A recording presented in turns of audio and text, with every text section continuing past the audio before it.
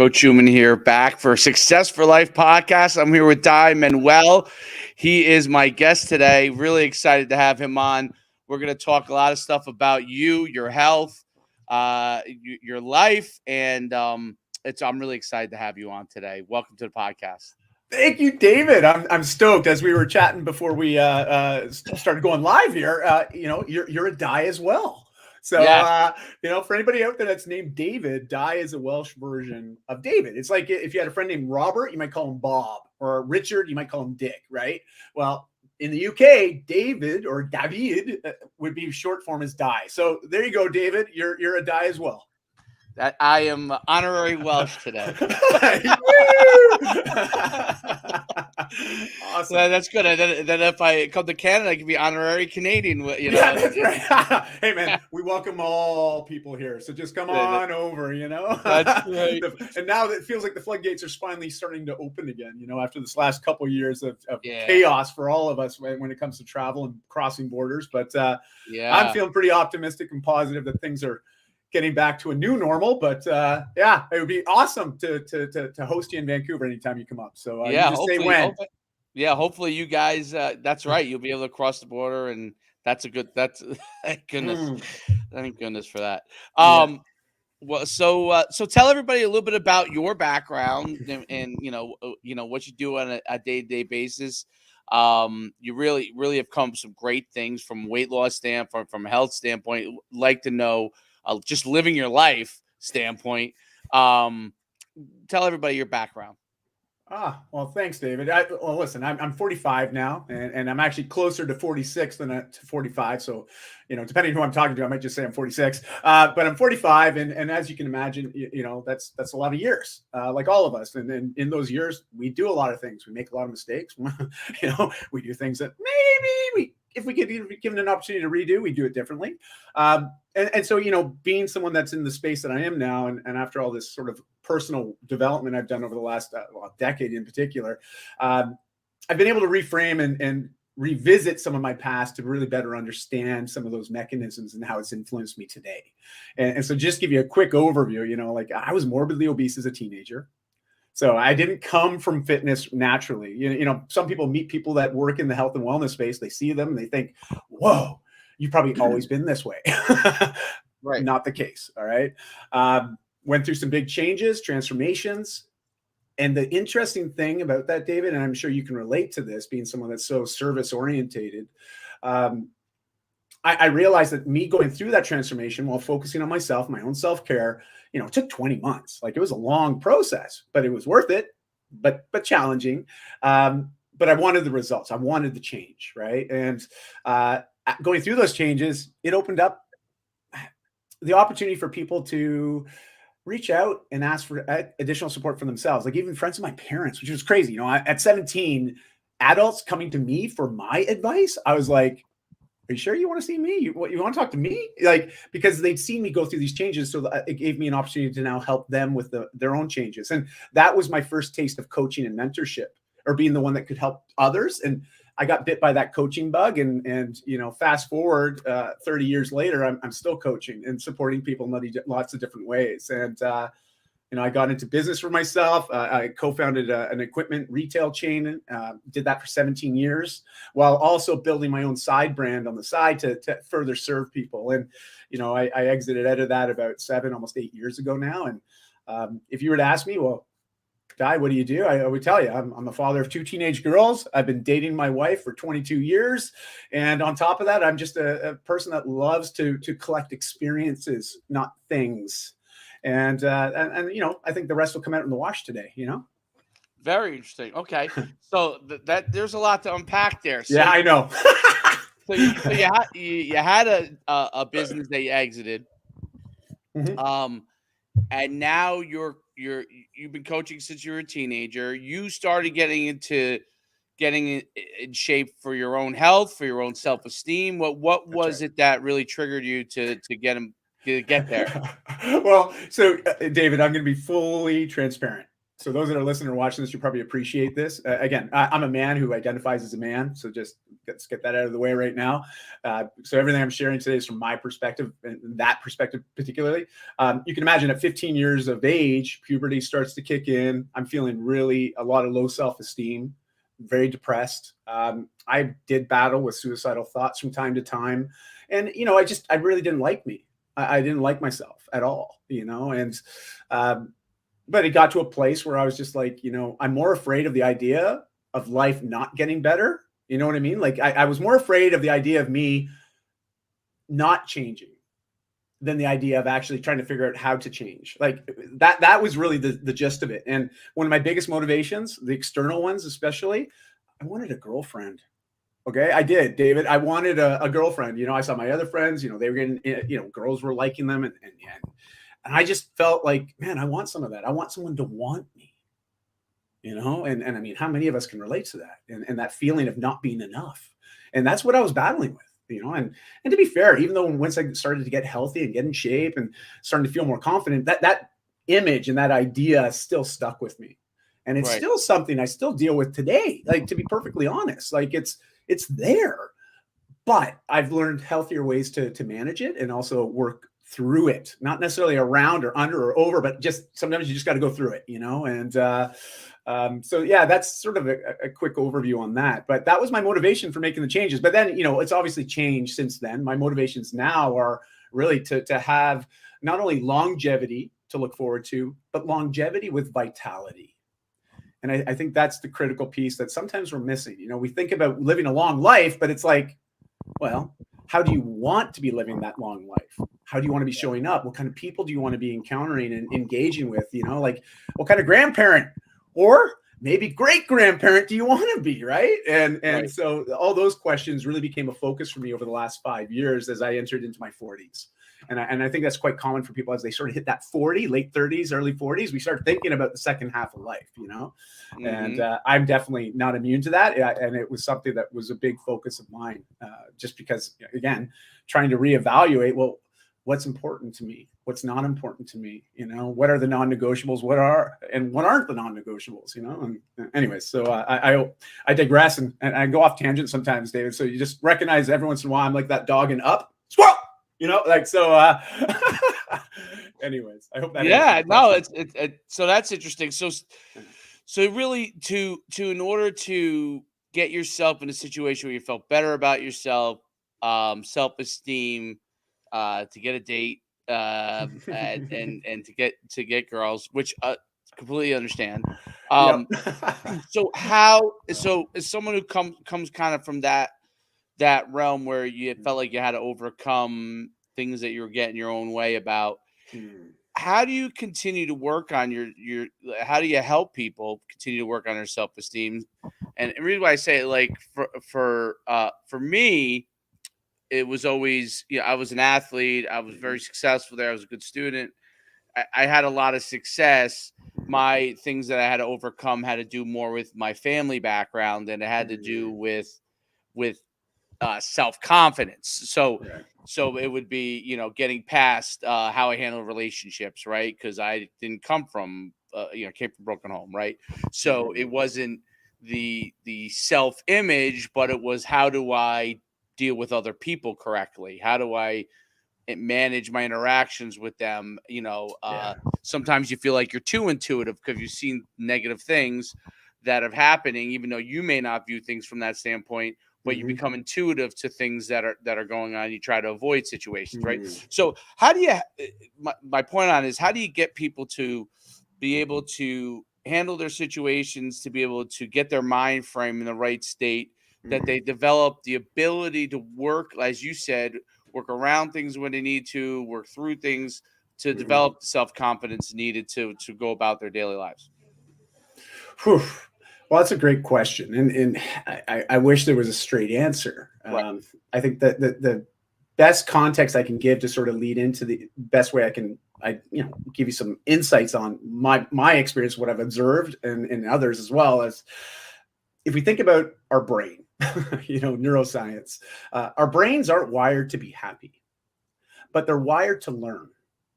And the two most effective ways that we all learn, and I have yet to have this, proven otherwise. And we got the science to back it up, but also that anecdotal evidence that we all collect just by living our lives, is mentorship and modeling. If you think about how you've always learned things, those two factors play into it hugely, and so when you start to think about that, we have to start to reflect on some of our own upbringing, even what we're doing now, and who are we getting around? What's the communities that we plug into? And even our family, right? Like who's dripping into us every day?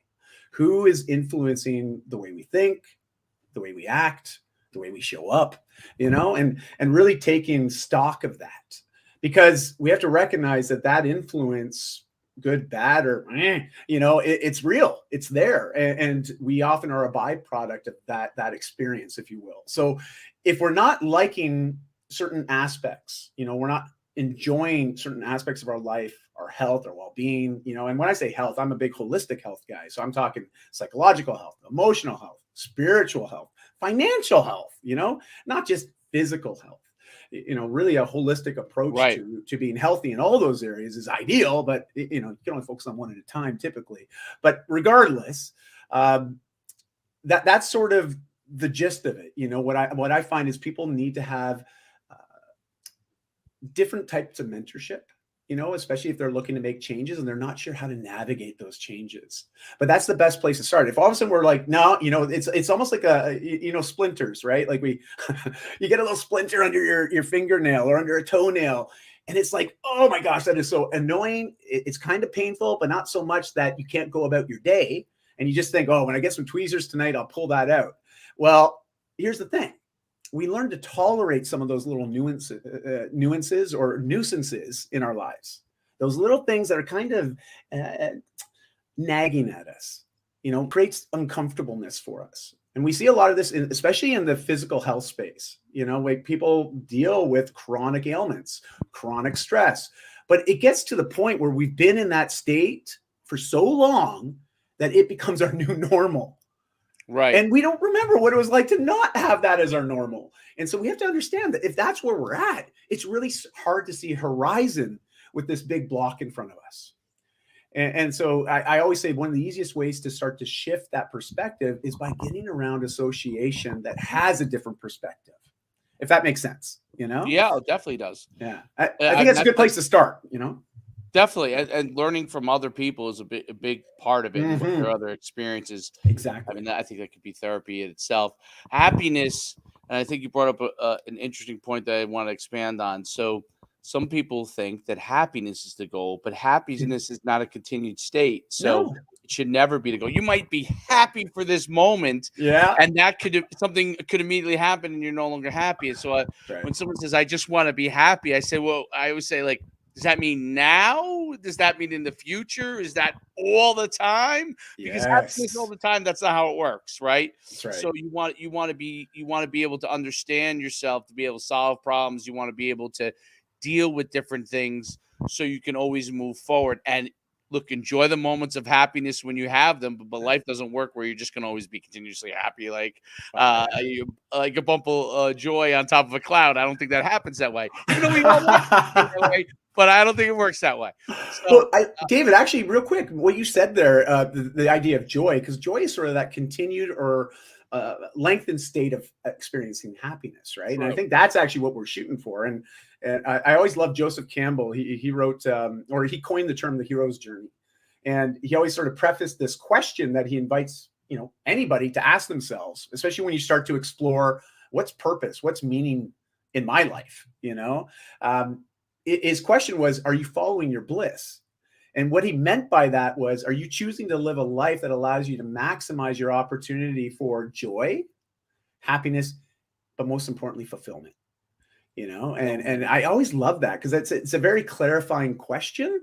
It's intimidating, as most clarifying questions are, and I know as a coach, that's what we do. We ask a lot of questions, and sometimes it's like very uncomfortable because it does involve digging, and sometimes digging through past experiences, past memories, past beliefs, and trying to reframe things so we can have a more optimistic approach to dealing with now, but also tomorrow and the day after and the day after. And so, yeah, I just thought that was really interesting that you made that distinction about the joy piece, because I think Yep. that is ultimately what we're all aiming for.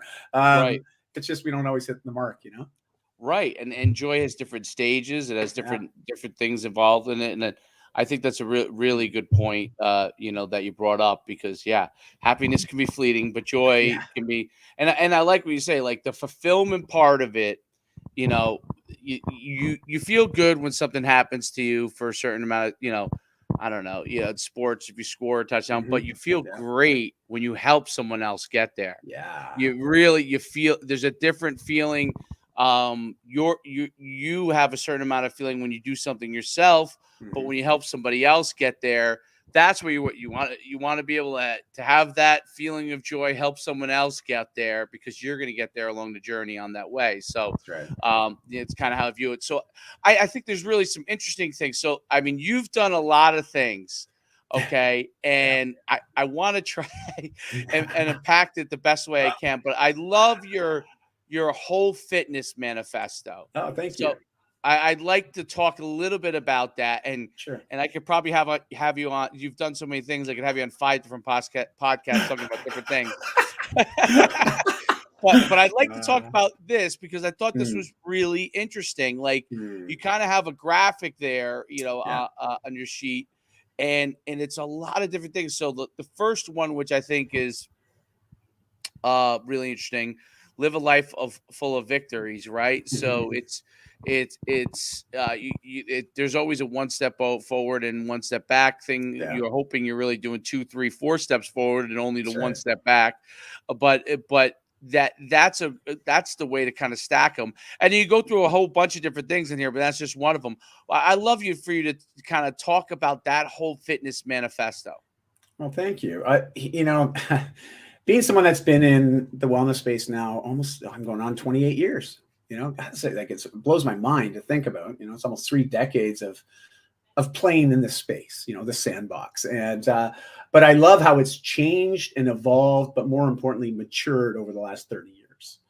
Just our ability to have deeper conversations, but also science has been able to help us along quite a bit as well. But here's the thing: it, frameworks are useful, protocols, a roadmap, if you will, is helpful. Because I think a lot of us get caught up in the idea of trying to figure out what to do or how to do it. And sometimes we don't even acknowledge that there's even a why to do it. We start to just go straight for the goals, if we can. And sometimes that can be good to get started, but it's not always great to sustain. And because we only have so much commitment or determination when we start something, and that energy is fleeting. And if we don't start to see some results, well, it's easy to quit. It's easy to say, oh, this didn't work. See, I told you, I knew I was going to fail before I even began. We do have that ability to validate some of those underlying beliefs, and we seek the proof, to validate it. And so if we have a history of trying programs or losing weight and then gaining it all back, there's an underlying belief that that is just the way we are. And so that can also influence our new commitments to make changes in the future, that underlying piece. So what I like to really acknowledge in this Whole Life Fitness Manifesto is it's a simple framework to give people some clarity, but more importantly, confidence in the what to do, the how to do it, but more importantly, help ask them questions so they can get clear on why this is important to them. Why is having a certain level of vitality and presence in your own life is so important to you? And if you can't really answer that, well, time to get to work, and so I use a simple graphic, that you're referring to the manifesto, which has some simple rules or guidelines, or let's just call them concepts, that I invite people to potentially adopt in their own life, because it is just a framework, an underlying belief system that gives us direction. If we have direction, we gain confidence that at least I know if I keep going this way, I'm going to see some positive results or some changes. As we start to experience results, that confidence goes through the roof. And the cool thing is, when we start to feel confident that the things that we're doing are actually having a positive benefit and a shift on us, ultimately getting results, whoa, procrastination starts to fall to the wayside. because one of the biggest reasons we all procrastinate, if you really think about it, is because we're not clear, nor are we confident on what the heck we're doing or why we're doing it. And so by having a framework, it kind of gives people that leg up to get started. But here's the thing, David, I invite people to create their own. And there's a graphic that I use because I'm a big fan of metaphors or similes in explaining complex ideas into simple ones. I invite people that are listening or watching this, imagine that your life was a house.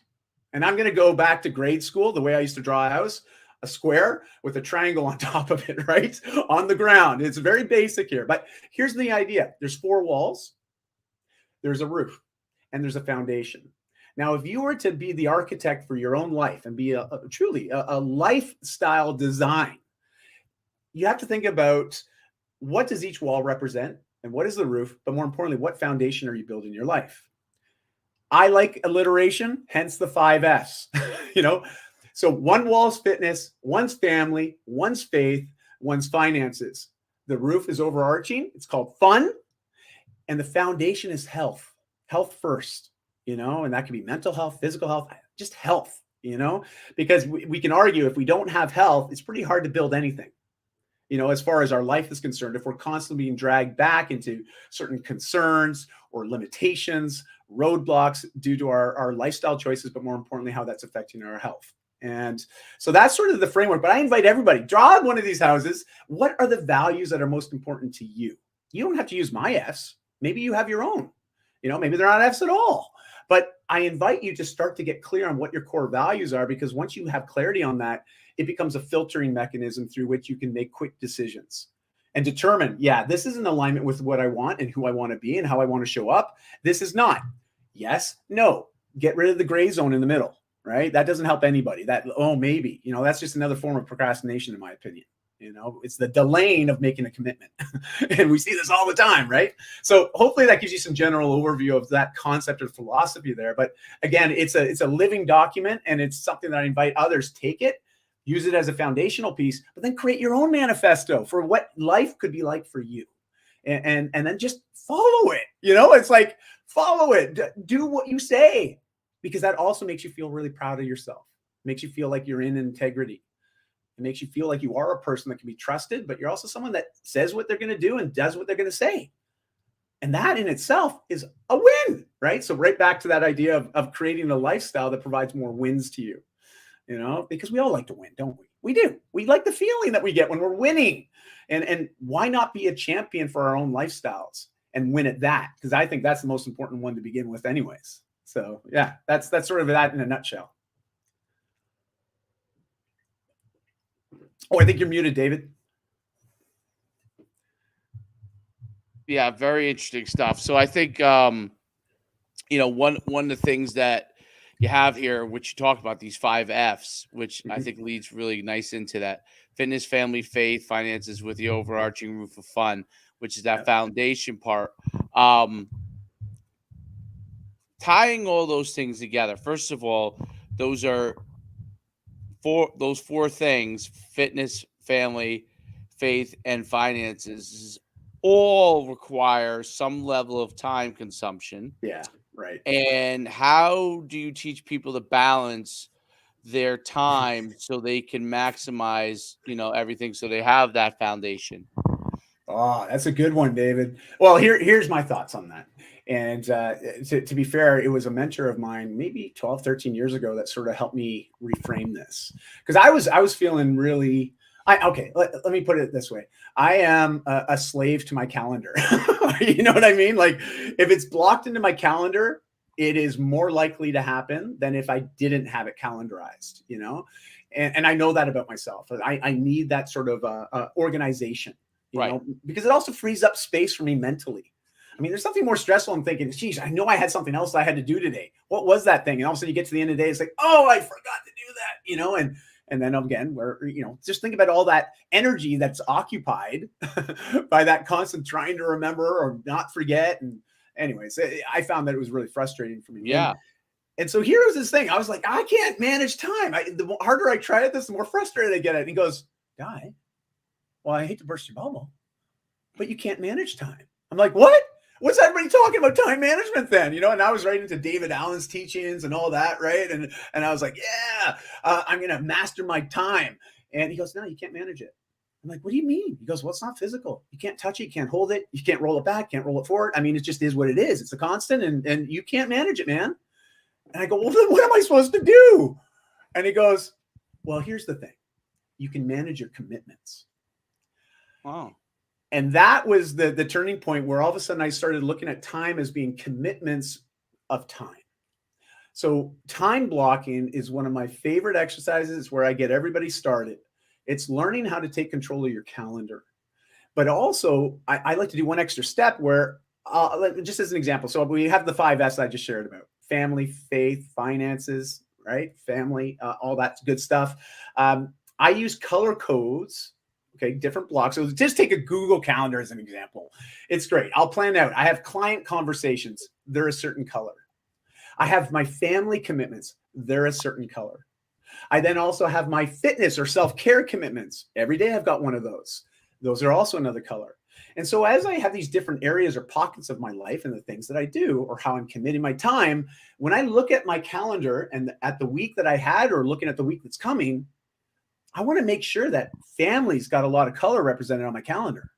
I also want to make sure that my self-care has a good amount of color on my calendar. Because as soon as you start to see disparity or a really over-exaggerated commitment to certain colors, like let's just say our work color, like I know my client calls and certain work things that I have to do for my business are a certain color. And if all of a sudden that's like 80% of my calendar, I know that week is not going to be a good week for me. I know it's going to deplete me. It's going to make me feel, unrested and probably frustrated or stressed because I don't have anything to offset or to really focus on the recovery and the rejuvenation. And so that is the biggest thing I can ask people to do when it comes to trying to manage time is forget managing your time, manage your commitments and how you're planning to use your time, and then get into time blocking. And I know it's tough for people that don't do this practice to start with it. Be diligent. Just trust the process because it works. It might feel foreign, like most things are. When we start something new, it does feel that way. It feels different, feels weird, feels, I don't know. Just trust it. Because after you get through this and you start to really take hold of that, it will change everything. And I'm not sure, David, do you have a similar strategy for yourself? Well, I like to say, as far as what I try to do is I try to go like a simple approach. What do I have to get done each day, right? Yeah. What is necessary? What is it I'd like to have done? I literally write it down. Nice. And I just finished a book. It hasn't been published yet, but I just finished a book where I kind of articulate that. Congrats. And because I found that I was terrible at putting things in my phone, terrible at putting things on the calendar there. But I always write things down. And I would write down, okay, I need to get this stuff done today. Boom, boom, boom. And at the end of the day, if I got those things done, I found that I was getting the majority of those things done, the stuff that I wrote down, because it got etched in my brain throughout the day that I had to kind of take care of those things. I would say like everyone has a different approach that works for you. You need to figure out what works for you. That's the most important thing because everyone's different. I juggle a lot of different things, as do you, but you might have a different way of perceiving the way to manage the time and your activities, right? So That's right. without letting the day get away from me. So I do that. And if I don't have anything pressing, then I don't write anything down. I do. I mean, I use a calendar, right? Because I use, like, for example, the podcast, right? Yes. Everything goes in there. It has to text me. It has to email me. If the system does not do that, I'm not showing up just because I'll forget. I mean, when I first started I started, I think, maybe it's like 5-6 years ago now. And we always did it in seasons, right? We would do like this season's actually been one of my longest. We start usually in the late winter, and we kind of usually end the spring. But so many people, it's just been growing, so we've added more and more episodes.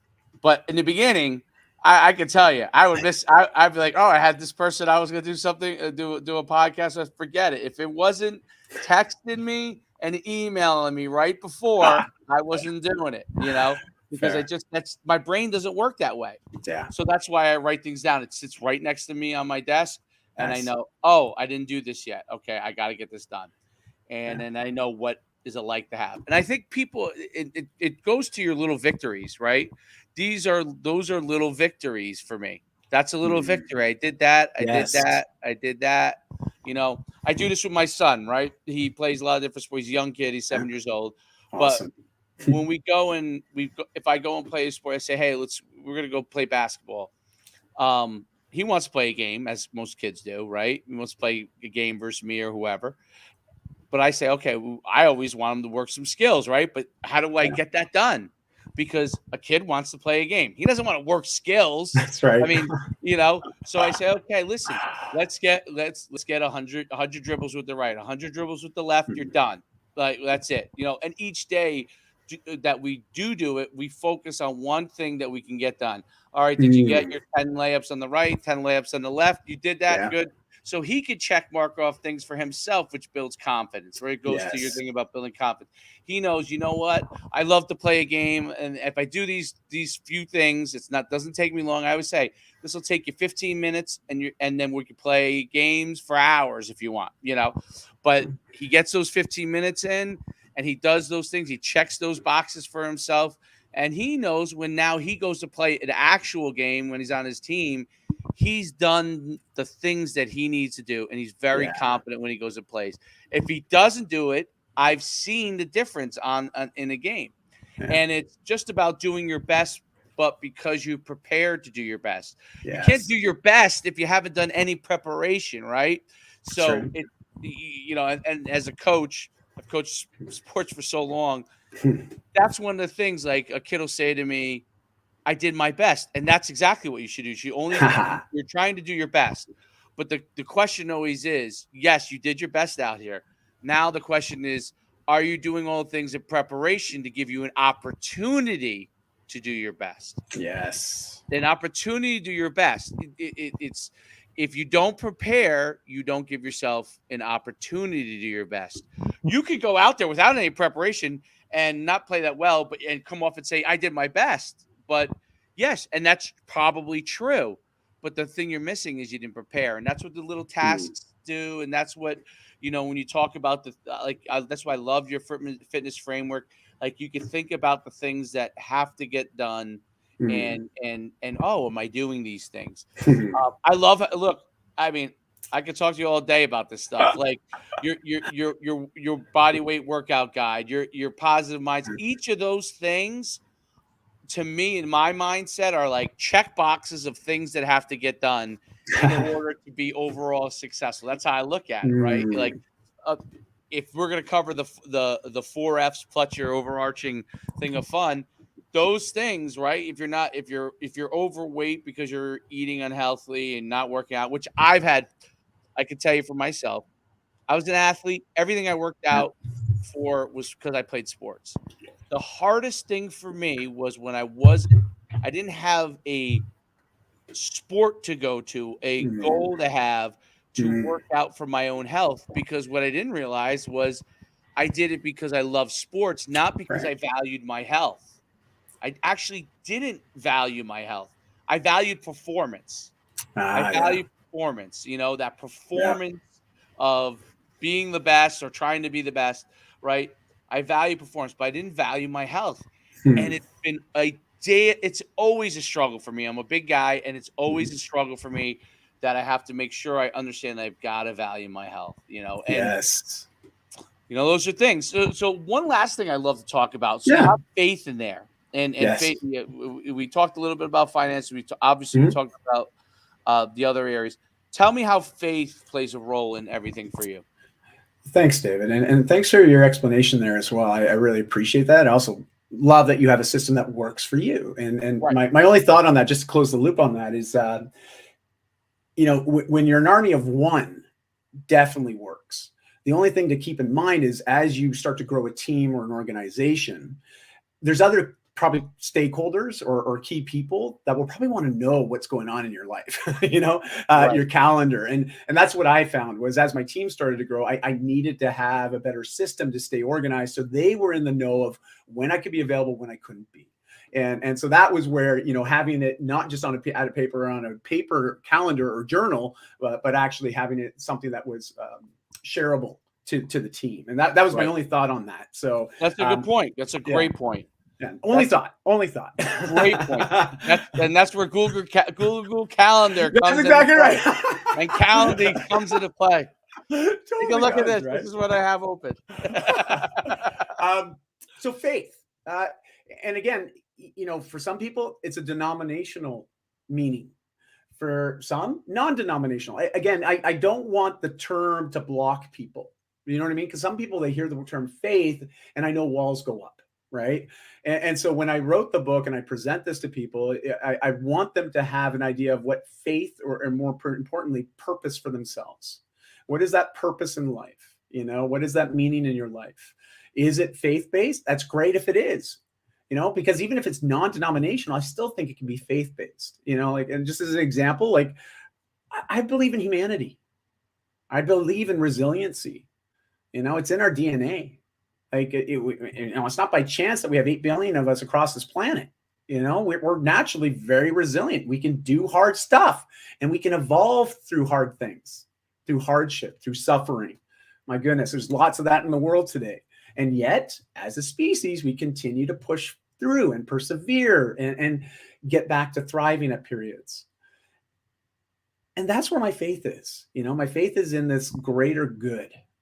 And I invite people to have something like that, and something that they can contribute to create impact, not just for themselves, but for the world, for our communities, for our families, for our friends. You can go right from the micro to the macro and back again. But Right. having that idea of this is the easiest way I can put it. At the end of my life, whenever that day happens, I hope I'm able to reflect back and think confidently, you know what? I'm leaving this place better than it was when I got here.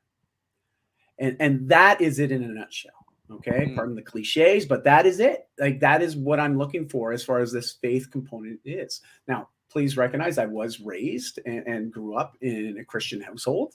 I still believe in a lot of those tenets. But my belief systems have morphed a bit over the years. I've recognized that there's a lot of great teachings in almost all religions, and it leads me to believe that we can learn from all of them, Yeah. but we also have to learn, how does this complement the person that I'm wanting to not only be, but want to become?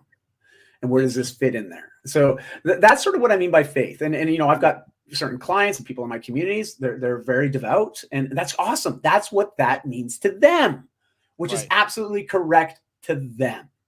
Right. And that's why it is a very personal and subjective way of explaining faith. And that's what I invite people to do. It's like, you define it. It's almost, I always laugh at that question. What's the meaning of life? Or, people ask you, what's your meaning to life? Or what do you think the meaning of life is? I'm like, because it's a weird question, because whatever answer I give is true. It's true to me, because Right. we actually give and define the meaning that we want in our lives. Right. But you don't want to just define it. You actually got to show up and live it, and I think that's also where we sometimes get things crossed, So Yeah. I hopefully mean, that gave you an understanding on that. yeah, definitely, definitely. Well, I was definitely curious. I mean, I'm a Yeah. Christian, Yeah. and I'm born again, and Oh, I amazing. firmly believe that, you know, for me, and I try to spread it as much as I can. Yeah. But I understand everyone has different things. So Right. I'm um, born again, but my father is Jewish, right? So Oh, yeah. Yeah. different. So that's obviously, even though we all believe in the Bible, Mhm. but Christians are obviously New Testament and Old Yeah. Testament. Jewish people are Old Testament. That's what they believe. They don't believe that Jesus Christ is the Savior, even though I do believe that. So, Right. and that's an important thing to me. So it's very interesting, and I think you're right. I think um, I, I like to live in a world where I think that Christianity is the right thing.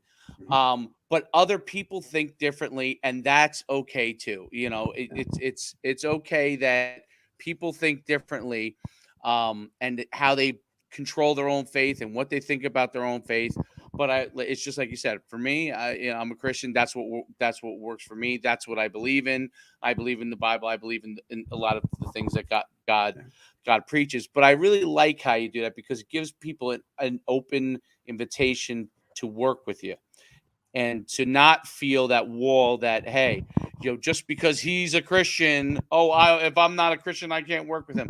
That's not the world we want. We want to be able to understand that people have different faiths, and even though we may believe something, the levels of what we may believe may be different, and that's okay too, because in the end, it is important to be able to help people along their path. And sometimes people may come towards your path, and sometimes they may go in a different direction. I That's right. love what you're doing, and I love the fact Thank that you. my name is the same as yours. So that's good. I know, right? Birds of a feather flock together, right? That's So it. That's I was it. going to say, there's a great song by Kids in the Hall. I don't know if you're familiar. There was a Canadian comedy troupe, and they've just all of a sudden I do remember them. Yes. they got a song called "These Are the Days I Know." I'm gonna have to find the link and send it to you, or if people are listening, go check it out on YouTube. It's "The Daves I Know." It's a whole song about, because everybody knows a Dave, right? And they do this whole song, this whole number about the different Daves that they know in their lives, and it's just really funny. I always love that song because I thought that's my theme song, so I think you would love it. I'll find the link and I'll send it to you. Yeah, that's really great. Yeah, I'm definitely gonna look that up. I want to make sure everybody can find you. You really have a lot of great stuff, so I want you to be able to share Thanks. that. And what's the best way for people to reach out to you? They want to get your coaching, your mentorship, work with you. Well, thank you, David. I'm a pretty easy guy to get a hold of, actually. One, because my name's so unique, I'm easy to find, if you can spell it, that is. So if you can spell Dai Manuel, you can find me on pretty much every social platform. But I'll tell you right now, I'm most active on LinkedIn, Facebook, and Instagram. So if you send me a private message through those channels, or even a public comment, please recognize I manage my own social. I'm the one that replies, nobody else. And I just ask for a little bit of patience. So if you send me a message, give me a couple days, I will get back to you. But, simple enough to say, hey, these are my 5 Fs. That'd be a great place for us to start a conversation. I'd like to hear other people's beliefs and philosophies and what's working for them. And outside of that, my website, there's about 1,800 articles I've published since 2007, all geared on just providing people with value to help them lean into and explore, what does it mean to live their best life, to be their best versions. And it touches on all the 5S and then some. So free resource, just DaiManuel.com. New site's going live probably middle of August 2022. So depending when this goes live, it might be live already, or it might be just about to come out. So it'll be a lot easier, a different infrastructure. So it'll be easier to find the content that you want specifically. And so yeah, that's in a nutshell. I'm not that hard to get hold of, That sounds great. Thank you. So go to to DaiManuel.com and you'll be able to reach out to him. I can't thank you enough for being on the podcast. It's been fantastic. I learned a ton, which I always like to do on the podcast. And until next time on the Success for Life podcast, for me and Dai Manuel, have a great day. Thank you.